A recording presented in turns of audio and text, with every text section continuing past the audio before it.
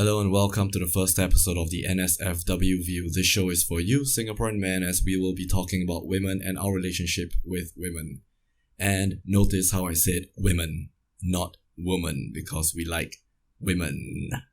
That's a truth that everyone knows deep down inside, but men can't admit this freely because in our modern society, everything has to be nice and pleasant and politically correct.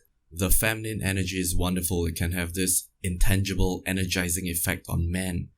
But it's like a fast-moving river or a waterfall. It's great when you can manage it, but if you can't, it destroys homes and lives. And to be able to manage it better or even to attract more of it into your lives, we gotta learn more about women. And that's why we want to discuss everything related to women here, to learn more about them and to improve our relationship with them. Do Singaporean men need it? Absolutely. I see guys in shopping malls waiting for their girlfriends and wives with an expression that I can only describe as 1944. It's the same facial expression that Singaporean men had when they had to bow towards the Japanese soldiers. Just this look of defeat and submission. And that's feminine energy gone wild in a relationship. No one's happy in that relationship. The guy is certainly not happy, but he thought, oh, if I let her do what she wants, she'll be happy and I'll be happy and we'll all be happy. And the woman in that relationship isn't happy either, even though she's shopping, because that's just a temporary fix. What a girlfriend or wife wants is for a man to take charge of her happiness. Not control, but take charge of her happiness. Ask any man in a successful relationship. To give you an idea of what this show is about, we'll be discussing the topic of SPGs in this episode. Sure, the SPG mindset is not representative of all women, but there are definitely some common denominator traits that they share with non-SPG women. First of all, the biggest reason why SPGs go for white men exclusively is because they want that status that comes from being associated with a white man. And you have to remember that all male-female sexual relationships are based on status, or to be more specific, the status that she gets from being with him. Many modern women will disagree because it's so demeaning to me as a woman in the year 2017. But, sorry, I'm still doing the woman voice.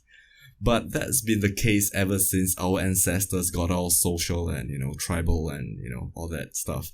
A few decades of political movements are not enough to change the tens of thousands of years of evolution. But back to SPGs, I'll go as far as to say that they see a relationship with a white man as a way into herself being white, climbing the social hierarchy. Now let's take a look at this short clip. This is real footage, by the way. Andrew? I'm not gonna talk about this right now. But Andrew, when we get married, you promise be good husband, promise take care of Lychee, and promise have children, right? I have not broken any of those promises. All I said is that I don't want to have a where's baby right now. baby? I just said When? I don't want to have a baby Don't right you now. know That's all I said. entire life not honeymoon, Andrew? Yes, that's very Time start obvious. children It's very right now. obvious. What's this? I'm not ready to have this discussion right now, okay? But look at me. Look, Andrew. Lychee not spring chicken. You Look. have plenty of time left to have a baby, okay? You're being Are you crazy. a doctor? You're being crazy Look, right now. Are you a doctor? Answer me. No, Lychee. I'm not a That's doctor. right. I'm not I a know doctor. my body. Burmese saying, man without children is not a man. It's a great saying. You are not man. You lady boy.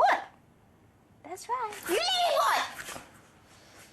You lady boy, right? Let me ask you a question. I asked the question today. Why would anyone want? I want baby. Why would anyone want to have a I want baby? baby, I already Why would said. anyone want to have a baby with a fucking psycho like? You psycho. I want baby. Who's a psycho? You. Tell me, who's a psycho? You lady boy psycho. Who's a psycho? You. Okay, great. I want Who's baby. a fucking psycho? You say I can have baby. You do. Give me baby. Have a baby. I don't say I want baby. cannot wait to show you this footage so you can look at how fucking ridiculous you look right now. You not mad? I want you to, I want baby! leave me, go in the other room right now and just What? leave me alone. Here, take this and get the fuck out of here. You get out there!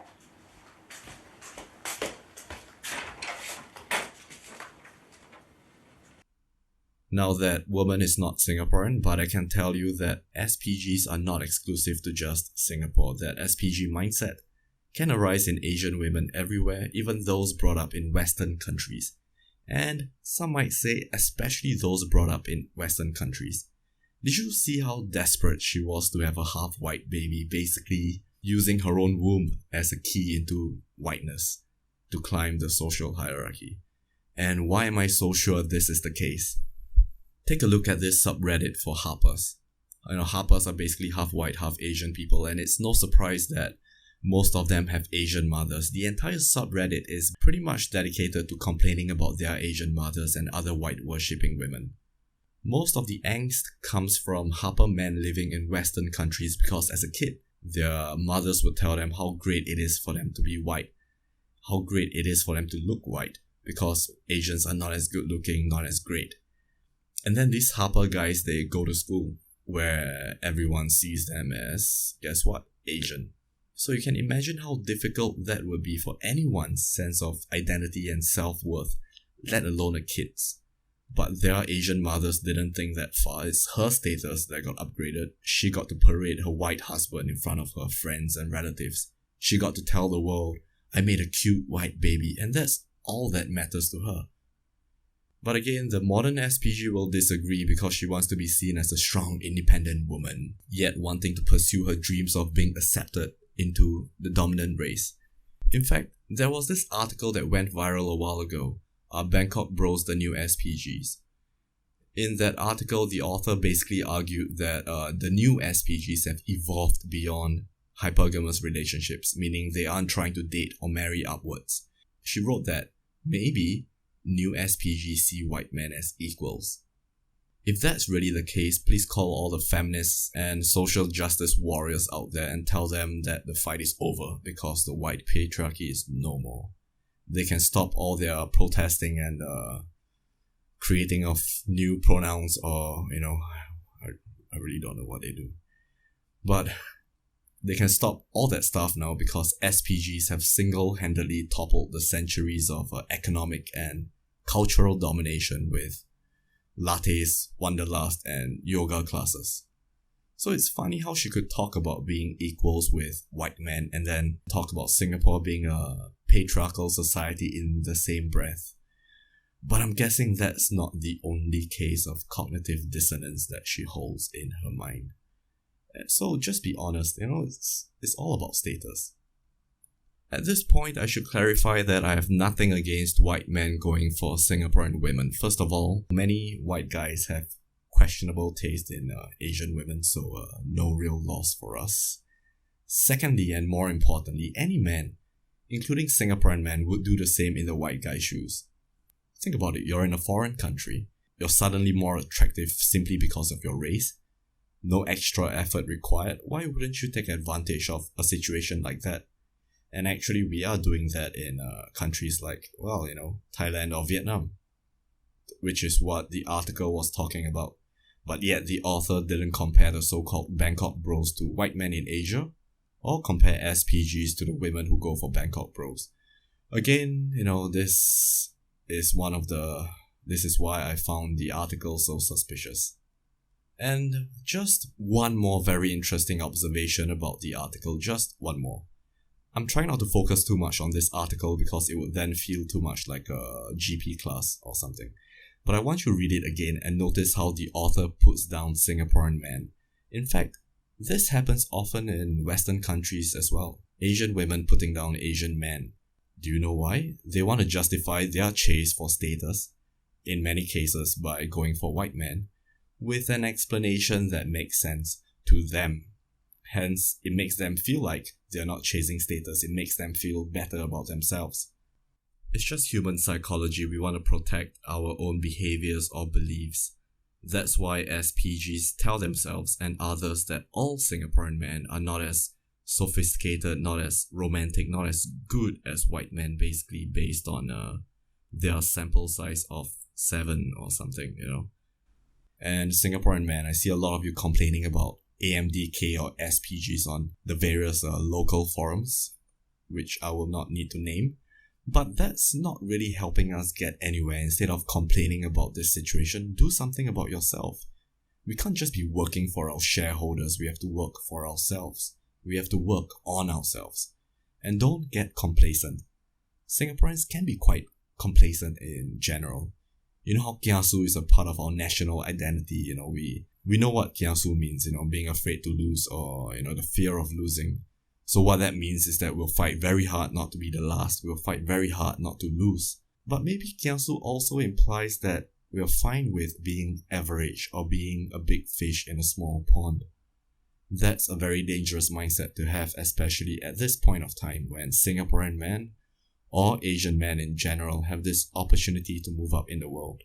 The so-called Asian century will not happen for sure. It's not something that we can take for granted. It's something that we have to work for. And what do we do about SPGs or, you know, Asian women going for white men? I look at it this way, we're building our own road. After being forced to use other people's roads and having to follow their traffic rules for centuries. So we look around and we see Asian women, Singaporean women building the road with us, and that's great to see. But don't be surprised when some of them hop over to a pre-existing road to hitch a ride.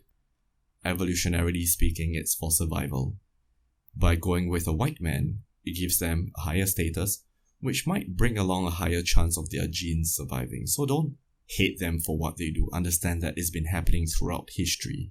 When a stronger culture comes in contact with a weaker one, some women from the weaker culture will defect. Again, it's for survival. And that's all I want to say for now. There's actually a bit more I can talk about regarding this topic, but I want to hear your thoughts and opinions on this first. Singaporean man expats or even SPGs, I want to hear your point of view or even your own personal experiences. So drop me an email at the email address in the video description below. I want to hear the real stuff from you, the unfiltered, the non-PC stuff. So don't worry, you will remain anonymous. And thank you for your time. Thanks for listening, and I hope to talk to you again soon. Goodbye.